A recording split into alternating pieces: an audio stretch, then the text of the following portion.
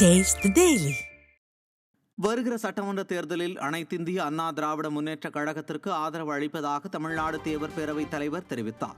சென்னை பசுமை வழிச்சாலையில் உள்ள செவ்வந்தி இல்லத்தில் அதிமுக பொதுச் செயலாளர் எடப்பாடி கே பழனிசாமியை தமிழ்நாடு தேவர் பேரவை அமைப்பினர் சந்தித்து 2026 சட்டமன்ற தேர்தலில் அதிமுகவுக்கு ஆதரவு அளிப்பதாக தெரிவித்தனர்.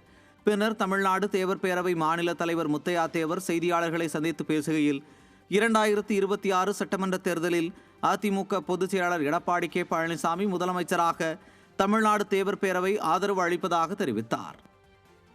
டங்ஸ்டன் இந்த திட்டத்தை கூட சட்டசபையில் கடுமையான முறையில் எதிர்ப்பு தெரிவித்து விவசாயிகளுக்கு ஆதரவாக களத்தில் நிற்கக்கூடியவர் அண்ணன் அவர்கள்.